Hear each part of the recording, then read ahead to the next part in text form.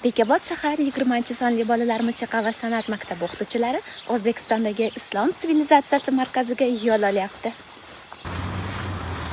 Safarimiz bexatar bo'lsa, eson omon borib, manzillarga qattiq Allohu akbar. Hammalar sog' bo'ling.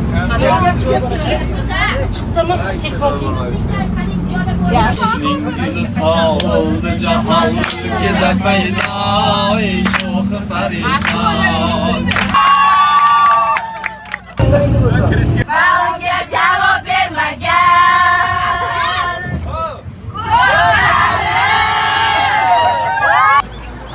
Biz yetib keldik.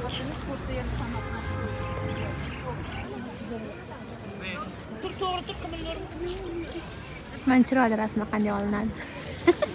Kechqurun zo'r bolani deyapti. Qanday suv o'xshaydi, suv emas, kafil ekan. Kafil. Suv yo'q.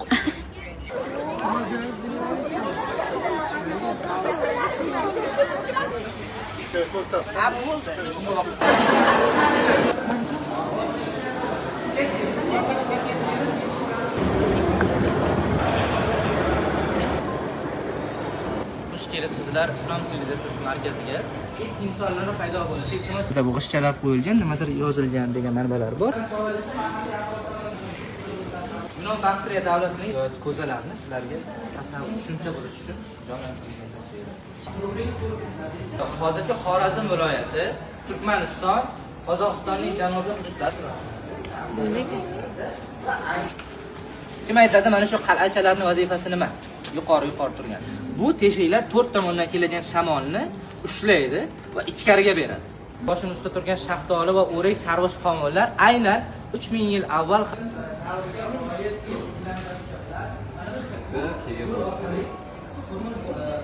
qimmat qog'ozni eng safli uzoqdan keladigan karvonlar bu tovarlarni ko'rishadi. Va agar pul orttira olsa, hech bo'lmasa bittagilar yoki qog'oz pullarni sotib shartnoma bunda yoziladiki, islomdan avval bu. Islomdan avval ham bizning xalqlarning o'sha madaniyatlarini bildiradi.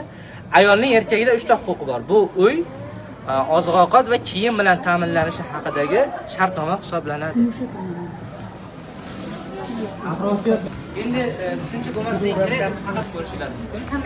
Qanaqa? Asosan vodiy. Bu Juda informatsiyalarni chiroyli yetkazishyapti. Mazza qilib eshityapsiz 2 soat. bog' daraxtni arxiv mutaxassisi bo'lgan. O'zi davlat boshqaruvi, qiyin ish hamda o'sha Ko'chalar shundan bo'lganmi? Qanaqa qimmat narsalardan bo'lgan ekan. Qurilgan.